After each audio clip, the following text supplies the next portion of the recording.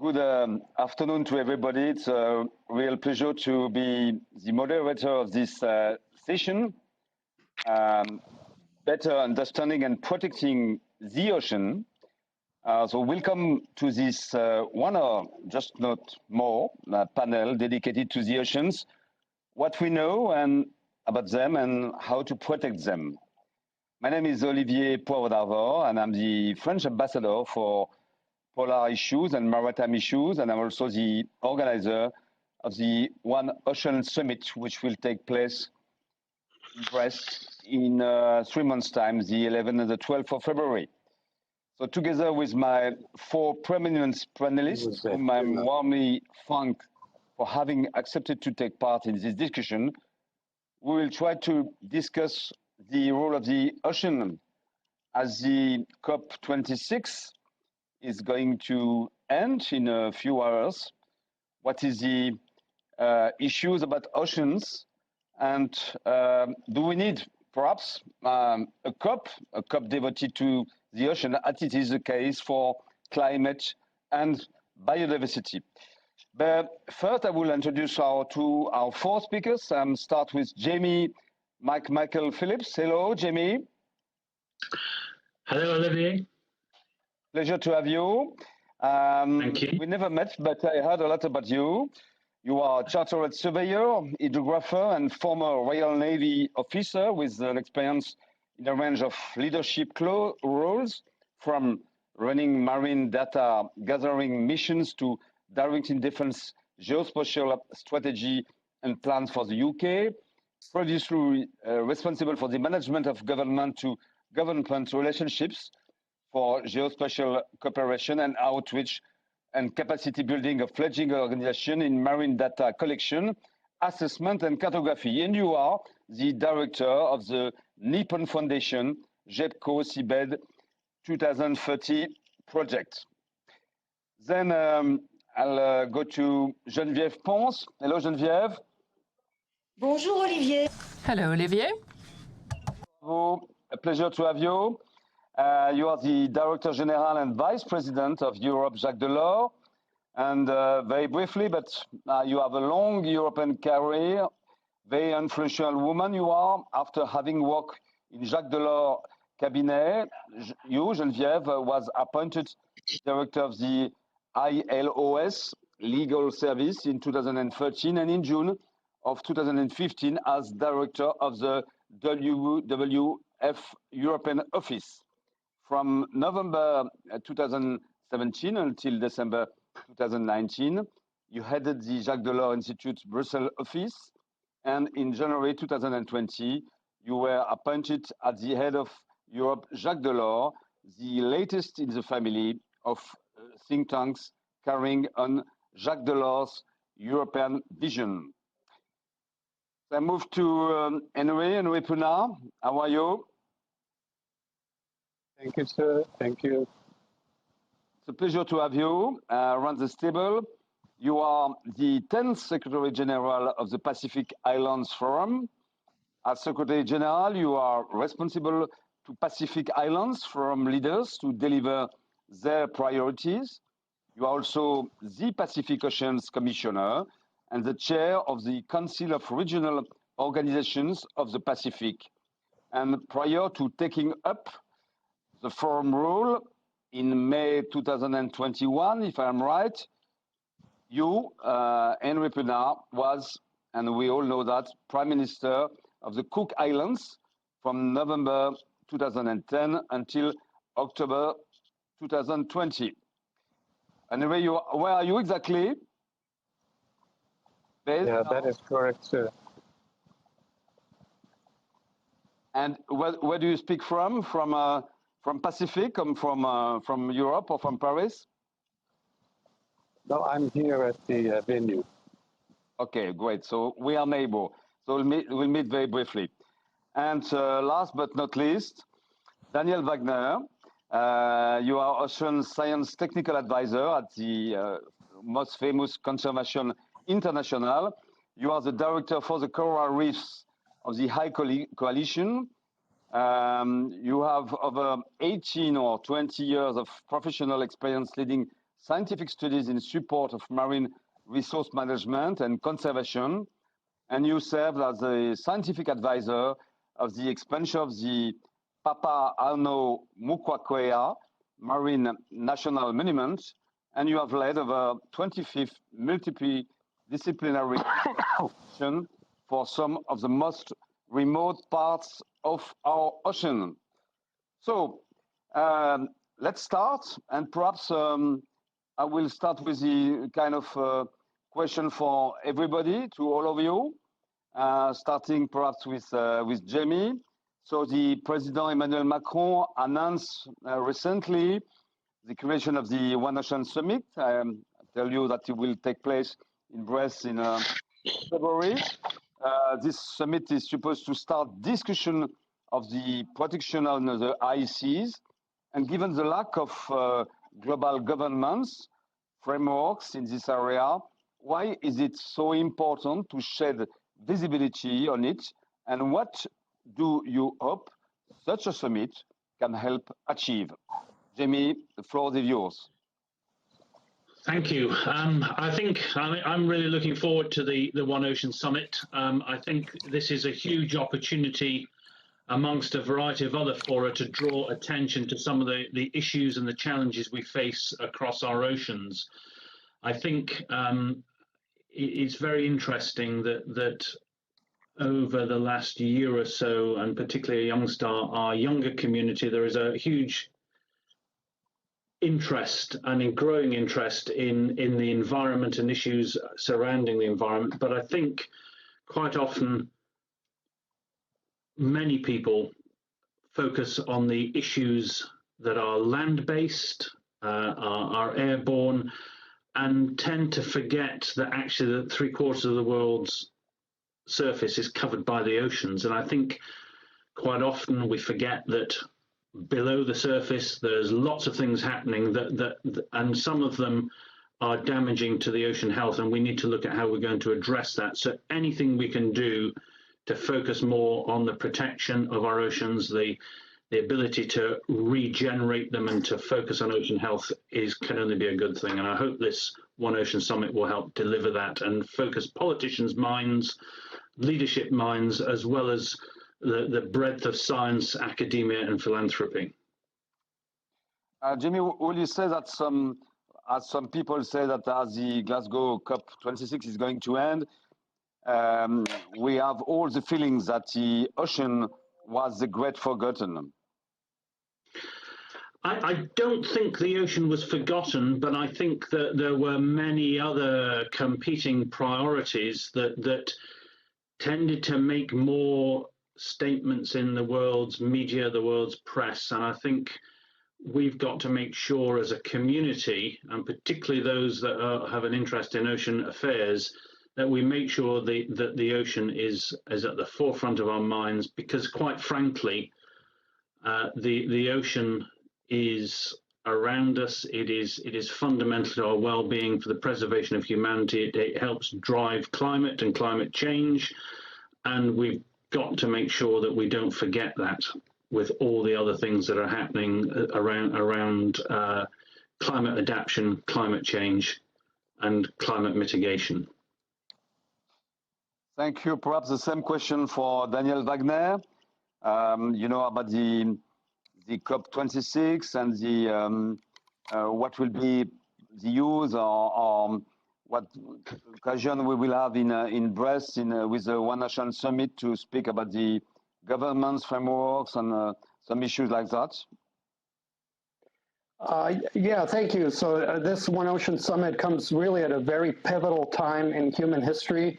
So the United Nations has been, over the last 20 years, in conversations and preparations for a treaty that will allow countries, hopefully, to establish marine protected areas on the high seas to protect these places and help address the biodiversity and climate crisis, support food security, and change the really one-sided relationship that we as humanity have had over most of history. You know, we take millions of tons of fish out of the ocean and we put trash back in.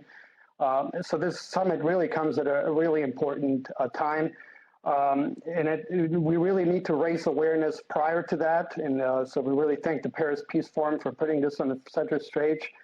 So I think most people still do not realize, how important the ocean is for all life on Earth. It provides, half of the oxygen we breathe, is the main source of food for over 3 billion people worldwide, and is home to 80% of all life on this planet.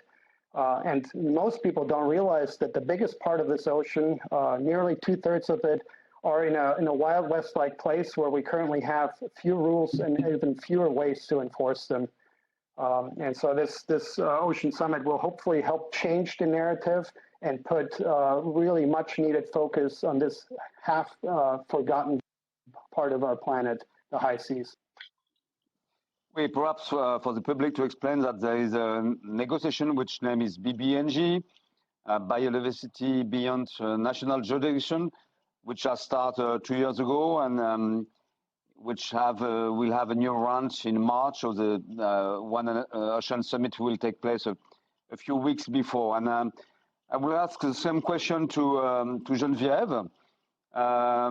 What are the main issues you think we will have to discuss in Brest, and about ICs probably, but you have plenty of issues as well you are concerned in, Geneviève? Merci beaucoup, Olivier. J'aimerais répéter qu'il est extrêmement important pour le climat et la biodiversité, ainsi que pour la vie en général,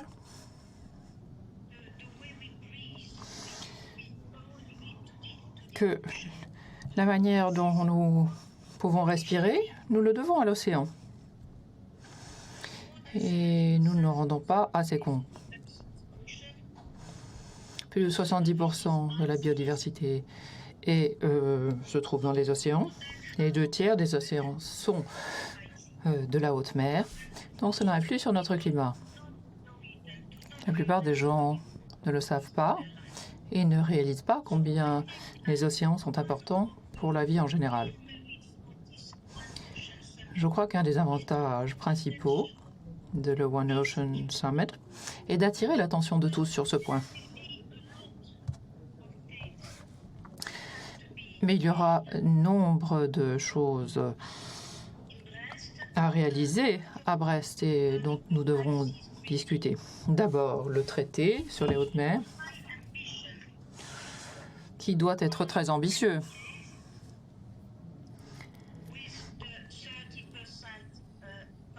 Et qui doit se concentrer sur une cible d'ici 2020 de protéger 30% de la haute mer. Nous avons vu des progrès réalisés dans l'évaluation des impacts des êtres humains sur les océans. Et il faudra, pour que nous partagions tous les éléments scientifiques, et notamment dans la science génétique,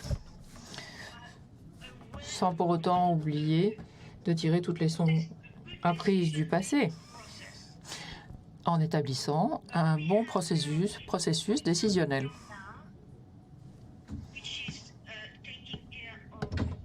Nous avons appris de l'Antarctique. Successful when every important decision necessitates a consensus. So we have Pourquoi tu traduis en français? this necessity of consensus. I will stop there, just reminding that 2 member states still need to be convinced, namely Russia and China, and that we can, at Brest, try to convince them by an appeal to them by President Macron, Mrs. von der Leyen, and other leaders to get them on board finally. Thank you, Olivier. I hope you have listened to me well. I'm sure Mr. Putin and Mr. Xi Jinping will be invited by the President Macron at Brest, and not sure they are coming, but thank you so much, Geneviève. And coming from you, from the General Secretary of the Pacific Islands Forum, Henry, how do you see this discussion about ICs and the BBNG negotiation? What does it mean for you from the Pacific point of view? Yeah, thank you, Olivier. Let me start off by saying the ocean is absolutely critical and important to Pacific peoples. The fact is, ocean is inseparable from us, from our cultures, from our economies and our societies. This is not surprising, as 96% of our region is ocean. And together, Pacific Island countries are stewards of over 40 million square kilometers of the Pacific Ocean. In that sense, we can truly say that we are the blue Pacific continent of our blue planet. Our leaders have been strong advocates for global governance and action on the ocean, working together to strengthen the management, the use, and the conservation of the Pacific Ocean, and successfully advocating for the adoption of SDG 14 on life below water. I just came from COP26. There, I, along with the Pacific leaders, strongly advocated for the greater inclusion of ocean into the work of the UNFCCC. Excellencies, 2020 was to be a major year for ocean initiatives globally, but unfortunately, COVID-19 hit us and hit us badly. However, I am optimistic that 2022, with the planned events, will galvanize ocean commitment for a defining year for our ocean. In this regard, let me welcome the announcement by President Macron for the creation of the One Ocean Summit, focused on protection of the high seas. As we all know, protection of our high seas is critical for biodiversity conservation, climate regulation, and sustainable economic development. And we have critical opportunities before us to strengthen global governance of the high seas. In March, hopefully, the world will adopt a robust and ambitious treaty on biodiversity beyond national jurisdiction, BBNJ.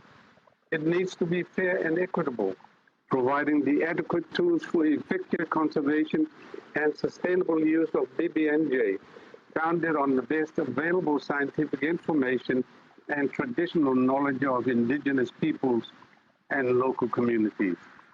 In May, the Convention on Biological Diversity, COP15, will adopt hopefully a strong global diversity framework that enables the ocean climate biodiversity nexus to thrive and flourish. We also have critical opportunities to advocate and drive action on global oceans governance next year at key ocean summits, including the Our Oceans Conference in Palau, the second UN Oceans Conference in Portugal, and now through the One Ocean Summit to be hosted by France.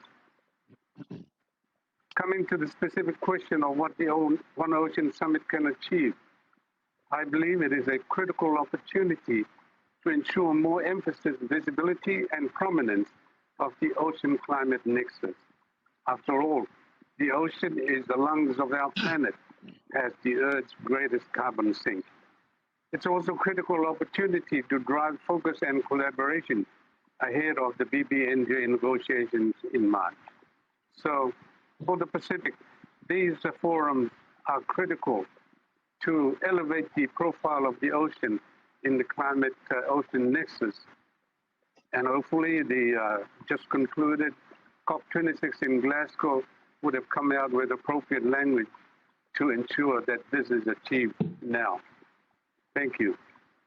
Thank you, Henry. That was important to perhaps to remind us that there will be a quite active agenda for the next first September, the first semester, 2020. And you remind us that 2 weeks after Brest, there will be our ocean in Palau, then the negotiation in New York in March, and May, the COP on biodiversity in Kunming, and then, and we are working closely for the One Ocean Summit with the UN, and especially with Peter Thompson, and there will be this important, very important UN Ocean Summit in Lisbon at the end of June. So perhaps let's move to one issue which is very important for everybody, the issue of knowledge. And I will ask perhaps to you, Jamie, how much of the oceans do we really know to date? Why should we seek to learn more? And what kind of challenges do you encounter when trying to increase knowledge in the scope of your Seabed 2030 project, which I will be happy to hear more about? The floor is yours, Jamie. Well, thank you, Olivier. How much do we know about the ocean? Well, I would argue very little.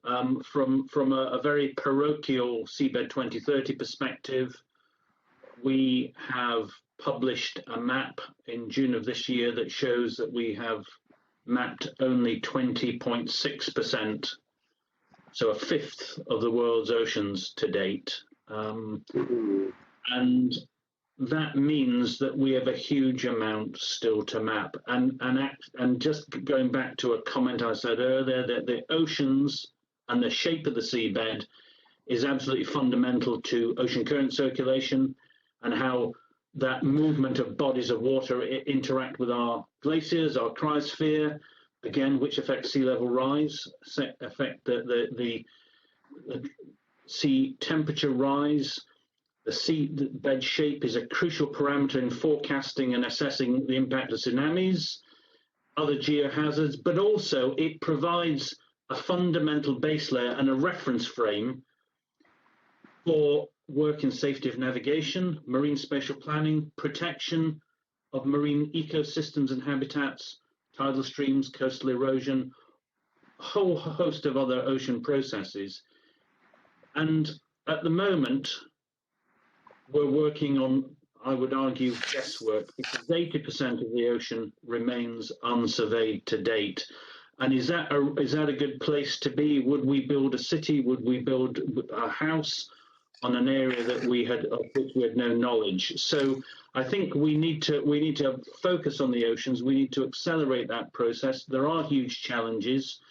The challenges, I suppose, are largely threefold. It's technology. It's very easy to map the land mass. We can use cameras, we can use satellites, we can use devices in the electromagnetic spectrum. As soon as we get anywhere near the ocean, light doesn't penetrate the water column, so we are limited to using sonar, and that is a technological challenge because it's a slow process, but it's all achievable if we put the world's sonar systems together and get them to sea. There's a finance component which ties in with delivering the technology to ocean-borne platforms, but also there's a huge political dimension here, and it's the will of governments and a combination of networks across philanthropy, academia, industry to actually make all that mapping happen. Because why wouldn't you wish that 3D reference frame on which to base everything else? And quite frankly, if we've still got 4/5 of the ocean still to map, there are still a whole host of new discoveries yet to be discovered. Perhaps my next question for you, Jamie, given in fact limited resource, how do you think a balance should be struck between investing in ocean knowledge and ocean conservation? Are the two at odds? No, I think they're entirely complementary, because how can you conserve something if you don't know it's there? I mean, we have some very strong partnerships with philanthropic organizations that are engaged in research and education and exploration of the seas. One of them, the Schmidt Ocean Institute, does a huge amount of work, and I think it's true to say that on every mission they mount, they are discovering new species, new animals in our oceans that we have never seen before. So, and how can you conserve something if you don't know it's there? How can we possibly do that unless we actually map our oceans and know what's down there? Perhaps, Jamie, last word. I'll be happy to know more about the Seabed 2030 and the Nippon Foundation. Can you tell us exactly what you are working now on? Yeah, absolutely. So the Seabed 2030 project is a collaboration between the Nippon Foundation, a philanthropic organization based in Tokyo, and an organization called JEBCO. JEBCO is an acronym. It means a number of things. It means a community of individuals who've been working on ocean mapping since before 1903. But JEBCO was driven by Prince Albert I of Monaco. The JEBCO project, the JEBCO is an acronym for the General Bathymetric Chart of the Oceans. Bathymetry is depth measurement. So we're trying to produce, though, JEBCO has been trying to produce a topographic map of the ocean floor. But because it's been largely voluntary, it's been slow. And JEBCO operates under the auspices of the International Hydrographic Organization, based in Monaco, and the Intergovernmental Oceanographic Commission of UNESCO, based in Paris. And coming together with the Nippon Foundation, Seabed 2030 is, if you like, an accelerator for JEBCO to inspire ocean floor mapping and to make it happen by the year 2030. We're now in the 5th year of the project, which predates the UN Decade of Ocean Science, but is entirely complementary to the fully mapped ocean component of the UN Decade.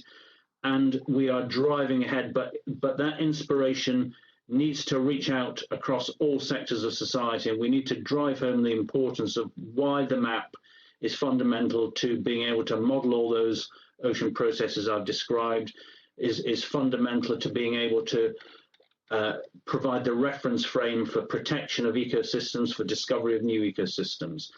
And we are looking at inspiring organizations, existing mapping programs, but also focusing on the power of the crowd. We have a huge number of ships that ply their trade at sea, and all those platforms carry the wherewithal to gather bathymetry, depth information, and bringing that together to complement already more dedicated mapping and scientific missions is what we need to inspire the world to get that ocean mapped. Thanks so much, Jamie, for your answers. I will ask the same question, in fact, to you, Daniel Wagner. I do think a balance could be struck between investing in ocean knowledge and ocean conservation. I'm sure a lot of us will be also happy to know more about the coral reefs of the ICES coalition, which is led by Conservation International. Daniel. Yeah, thank you so much, Olivier. So I totally agree with Jamie in that both knowledge generation and conservation are complementary. You need one to do the other, but we don't need to wait. In some cases, we already have to make decisions now, and we have enough information in some cases. The precautionary approach is something that, as scientists, we always advocate. We know about the deep sea, some generalities. It largely contains species that are long-lived and slow-growing, and as a result, if they are perturbed, it takes a very long time for them to recover, if they can recover at all. Now, back to this question about knowledge generation and conservation when you have limited resources. No, we really need to change the mindset. We need to ensure that because the resources are limited, and also because some ocean sciences is quite expensive, we need to do that in a very responsible manner, and we need to have a problem-solving mindset. We can't just do research to fuel our intellectual curiosity, but we have to do it to solve the problems of society that are so important, and many are highlighted here at the Peace Forum. I also like to point out that exploration is inevitably part of this whole endeavor. As Jamie mentioned, the biggest part of the ocean hasn't yet been mapped. In fact, the biggest part, only a fraction of a % of the ocean seafloor has been viewed by human eyes or cameras. And so, as Jamie mentioned, we're finding new species and new things on virtually every expedition. And some of the things we're finding are really extraordinary. Coral species that live as long as 4,000 years, as old as the Egyptian pyramids. And it's a sense of exploration that can really help bridge some gaps.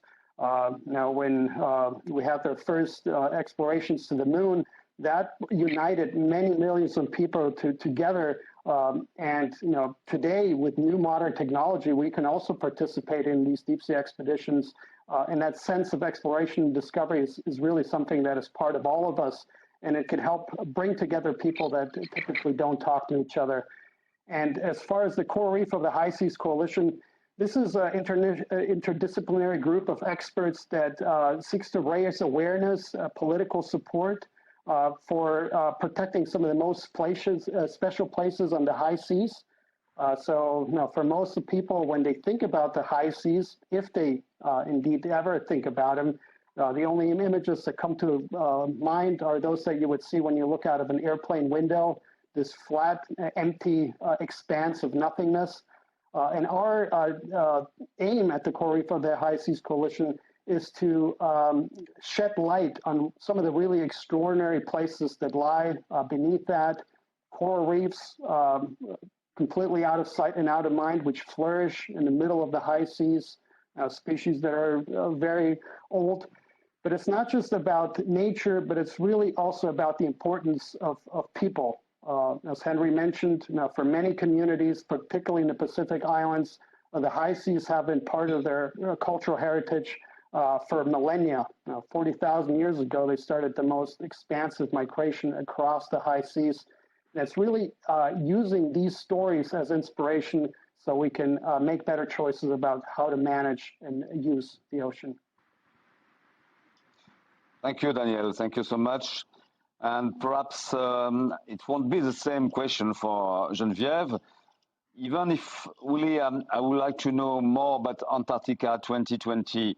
But Geneviève, some major international actors are still resistant, and we know them, to restrictive international regulations, biodiversity conservation. What lesson did you learn during this experience of the Antarctica 2020, which is not finished?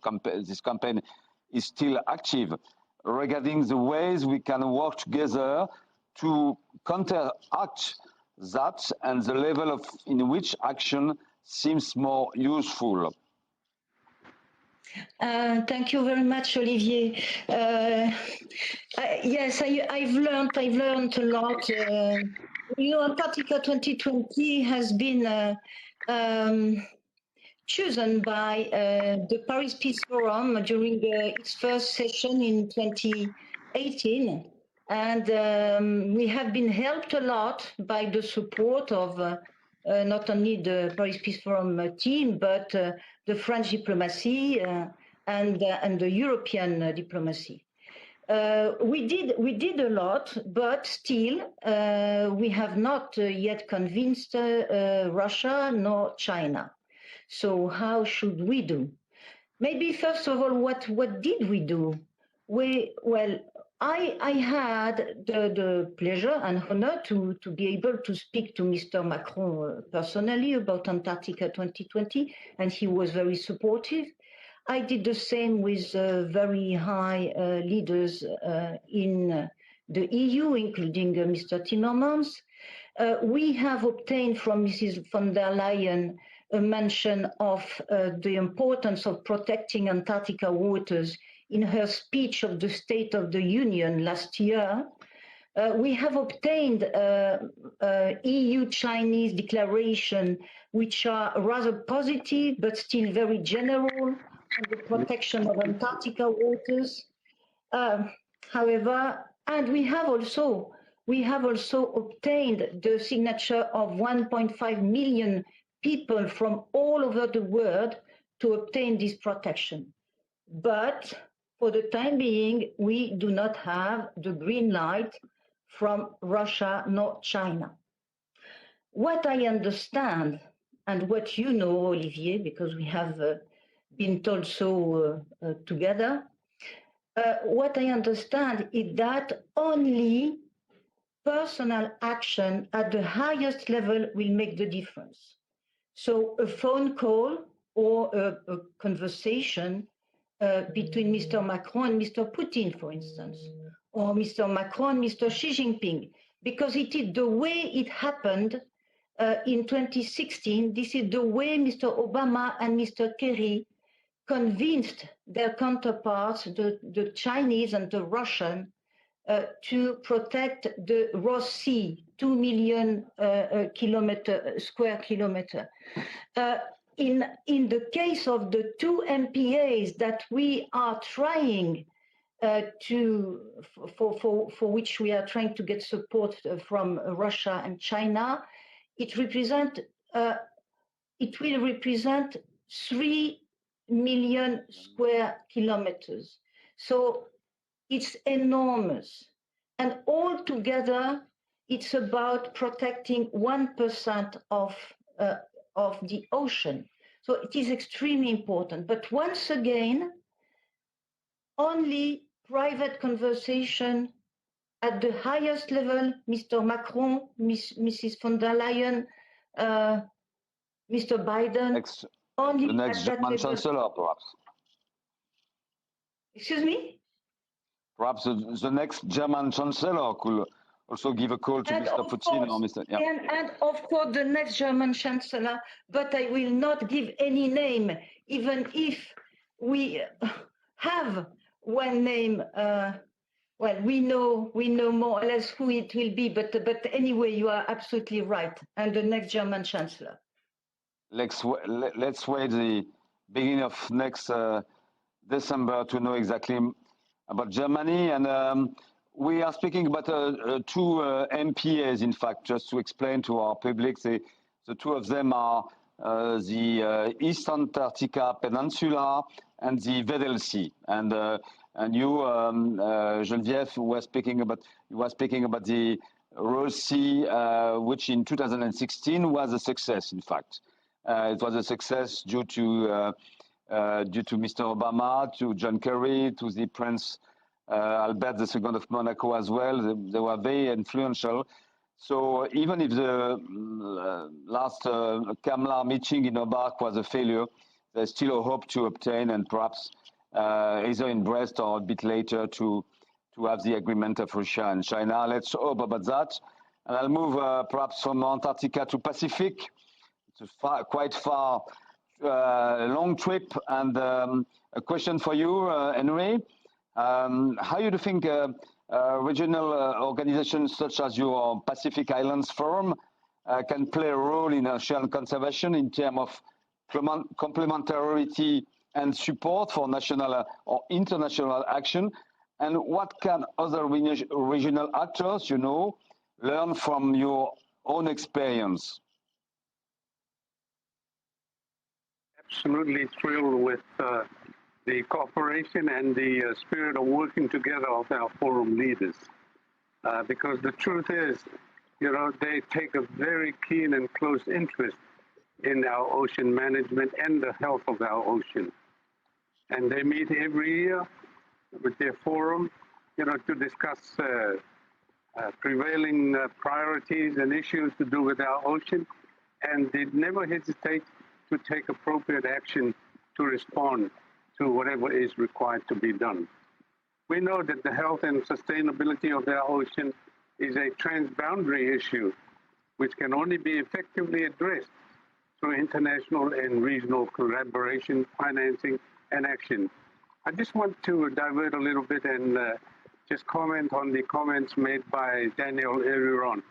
At the same time, I wish to congratulate Daniel and the Nippon Foundation for the excellent initiative they are undertaking in order to map our ocean floor.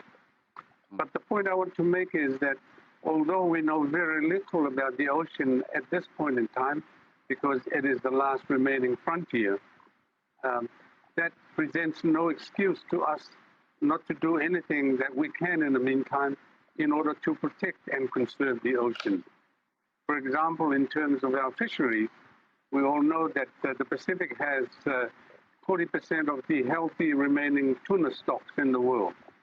And that is an onerous responsibility on the forum leaders to ensure that we govern that and we manage that resource sustainably, fairly, but also in a way that guarantees its sustainability into the future, not just for our people in the Pacific, but indeed for the whole of mankind. And so there's a lot of work that needs to be done. And I welcome the partnership with all of us who are present here today and with the organizations like Daniel's and the Nippon Foundation, so that we can work together to advance the ocean agenda on the international frontier. So, but for the Pacific, we're very, very serious about ocean conservation. And we have, in fact, brought into being quite a few instruments to govern our actions in terms of our relationship with the ocean. And I'll be very happy to discuss this further, perhaps at another opportunity, maybe at the One Ocean Summit when we get together early next year. Thank you. Thank you so much, Henry. That was my idea. Starting with you this session, so I'm sure you'll be in Brest, and we'll be very happy to have you in Brest. And perhaps I'll move to Daniel. Daniel, what did you learn from your coalition of actors to help break silos between scientists, explorers, policy advocates, or communicators to achieve your ocean conservation goals? How can you break this so many different and sometimes, silos? Excellent question, Olivier. And, as a scientist, and as a training scientist, unfortunately, it narrows your view a lot of times. You become so specialized. When I did a lot of my undergraduate work, I was looking at the microscope for the whole day, and you forget even who's sitting next to you, let alone who's sitting in the department next to you or in other parts of the world. And the ocean and the high seas are part of the heritage of humankind. And so we really need everybody to come together to contribute to finding solutions to this part. And that really requires bringing together people in a very meaningful way. It does require hand-selecting experts that have a shared purpose and shared values, and this is really important. And not just bringing them together, we can't just put them into a conference room, but it needs to have some thoughtful planning so we can have some meaningful interactions. A lot of this requires building trust, having conversations maybe at a dinner table, or better yet, in the field where you're far distracted from the many things that are not distracting us in a day-to-day life. It also requires, in a coalition approach, having some conversations up front about the workload and credit, and specifically how to share these and share these fairly. Another really important thing is, since we're all so busy, it does have to be a fun endeavor. And there are some really powerful things that unite us as humans, the power of storytelling, the power of film, things that really speak to all of us. And last but certainly not least, I'll start with saying, obviously you can have some true magic when you bring together groups from different backgrounds for a common purpose. But to do that effectively, it takes time and patience. So we need to change a little bit the way we act and not want everything immediately. We need to have a little bit better time to build better relationships, because those relationships are really key to better taking care of our planet.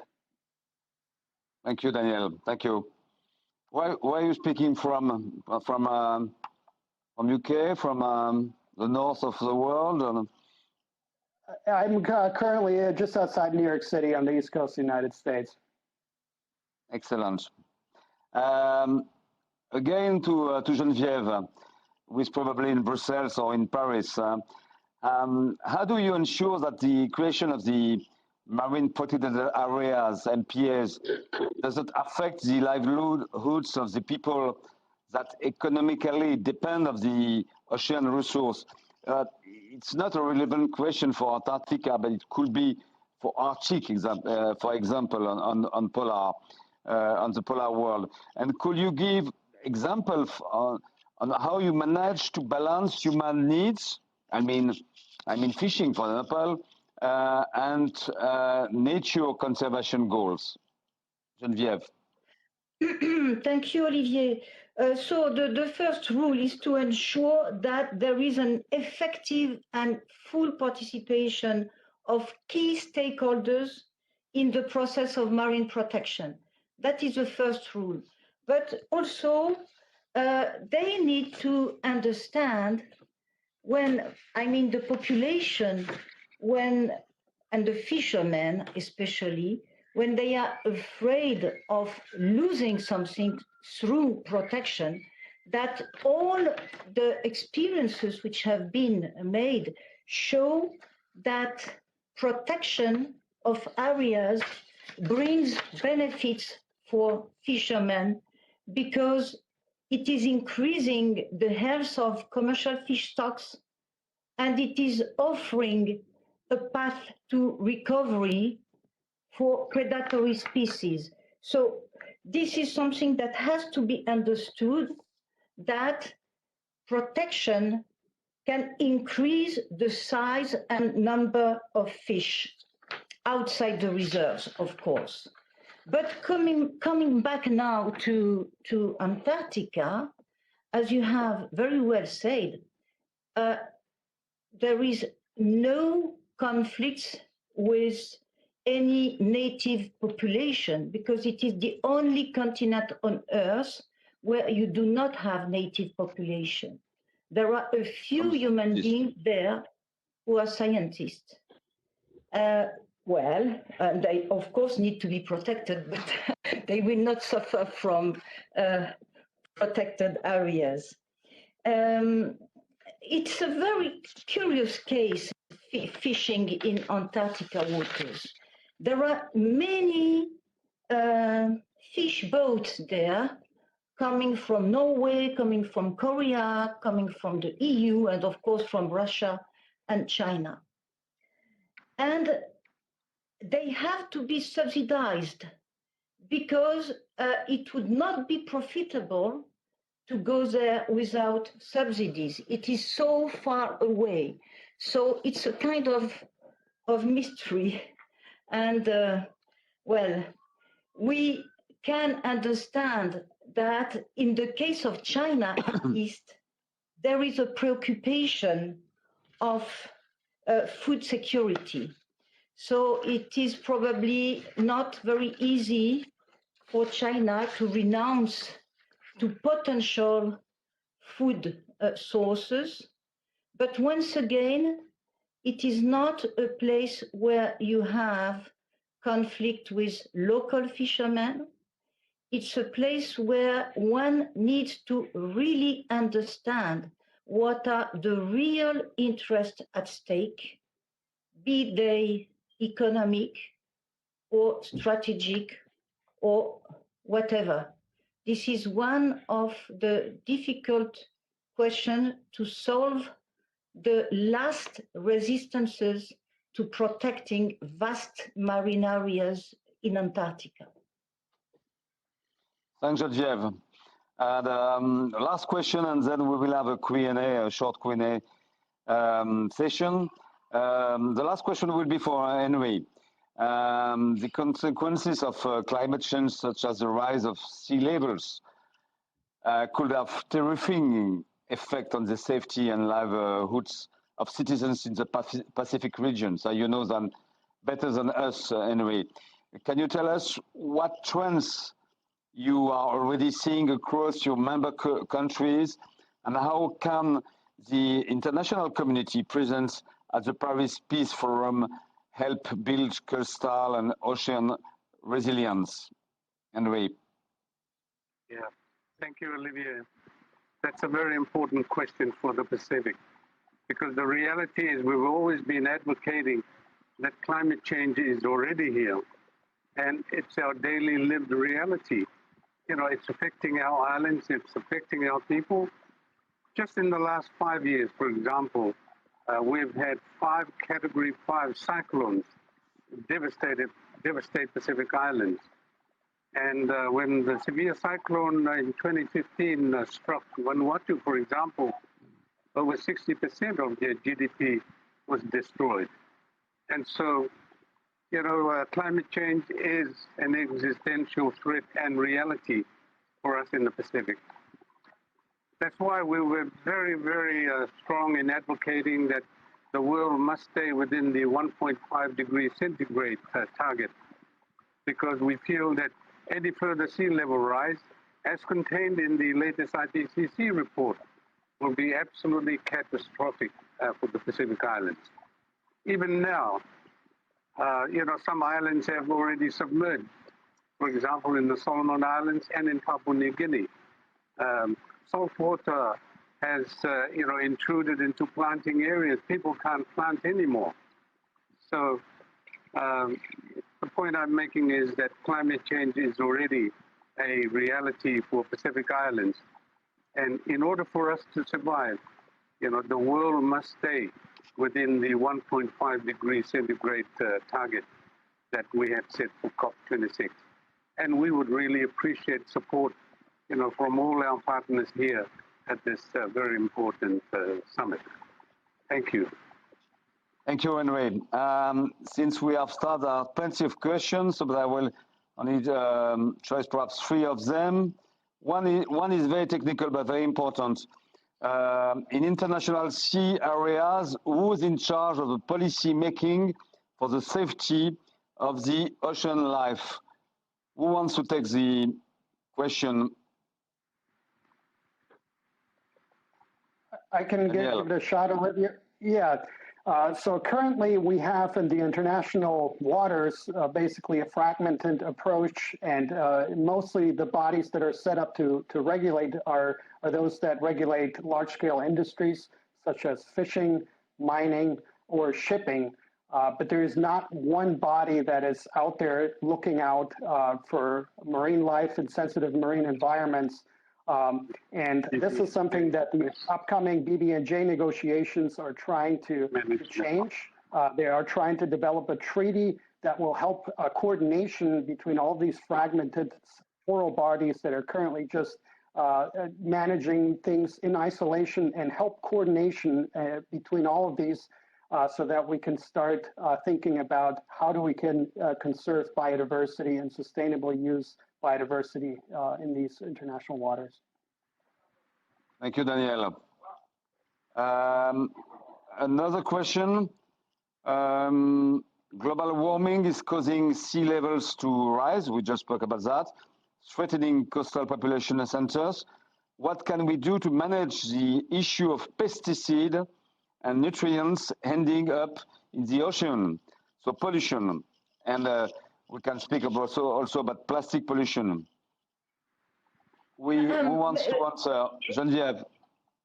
Yes, maybe this is an occasion to speak about the Starfish 2030 mission, which has been decided at European level. Absolutely. But which can be understood by everybody everywhere.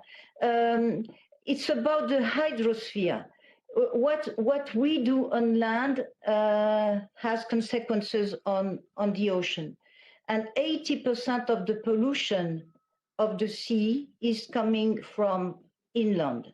So we have all of us a responsibility in the way we wash our plates or clothes, in the way we manage our waste and so on. So it's really something for all of us, all the citizens everywhere in the world, and of course, all the stakeholders, industrialists and farmers, because there are parts of the world, and including parts of Europe, where the main pollution is coming from farming, and you have just mentioned pesticides, and it will be just about forbidding the use of pesticides and stop killing life and stop perturbating the ocean.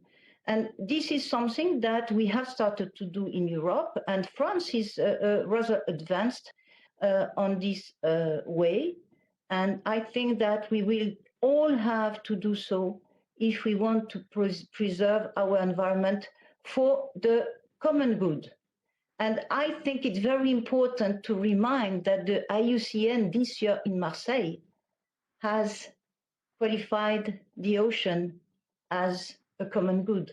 So for the sake of this common good, we all have to manage the way we especially produce and consume. Perhaps a question for Henry or anyone who wants to answer. How can we coordinate some actions between local and international organizations? How they are negotiating together? It's for you, definitely, Henry. Yeah, thank you very much. I think collaboration and working together with like-minded agencies and organizations and countries throughout the world is absolutely critical if we are to advance any of the priorities that we see, needs to be advanced in order to preserve our environment. So, in that sense, the Pacific Islands Forum is ready and open, to working with any like-minded organization throughout the world, and we welcome any interest or sharing from such organizations. In this connection, can I just mention briefly one instrument that our leaders have seen as being critical to protecting the future of the Pacific Islands? I mentioned earlier that some countries and some islands have already submerged, and that some island countries are now facing the real prospect of being submerged underwater. For example, Kiribati, Tuvalu, the Marshall Islands. These are all low-lying atoll states and which are in danger. But in order to protect their continuation and their integrity into the future, our leaders, just in August of this year, passed a landmark declaration preserving maritime zones in the face of sea level rise brought about by climate change. And I believe that declaration is well founded on the United Nations Convention of the Law of the Sea, because it is founded on the principles of fairness, of certainty, and of predictability. And we launched that in Glasgow during COP26, and I would be very happy to provide further details to any of our member partners here today. Thank you.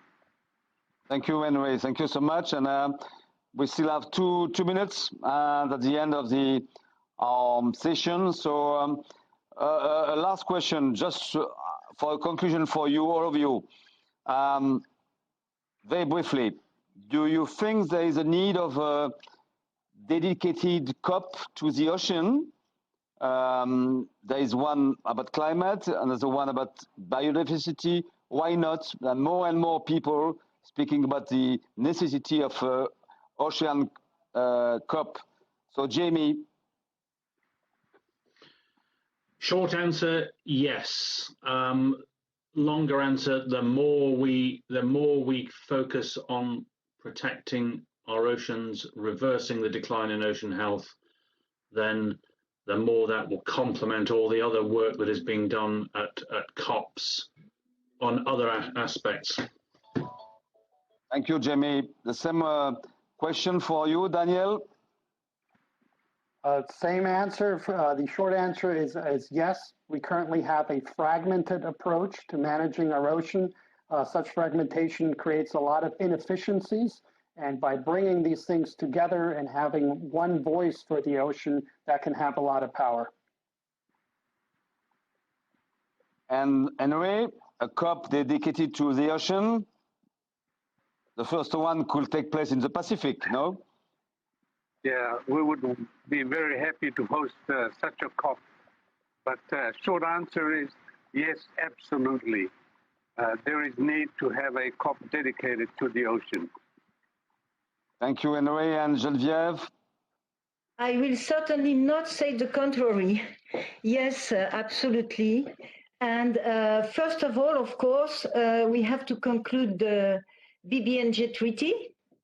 Yeah. And after that, to have a dedicated COP very regularly because hopefully when the treaty will have been concluded, everybody would understand how important the protection of our ocean is key for our future. Thank you, Geneviève Pont. Thank you, Henry Puna. Thank you, Jamie McMichael Phillips. Thank you, Daniel Wagner. We will all meet probably in Brest, the 11th and the 12th of February, to perhaps support this idea of a COP. But again, thanks for this wonderful. I was very proud to be your modest moderator, very impressed by your knowledge and your commitment for the ocean. I see you very soon, and thanks again for all of you. Bye. Thank you. Au revoir. Goodbye. Thank you. Thank you so much. Goodbye.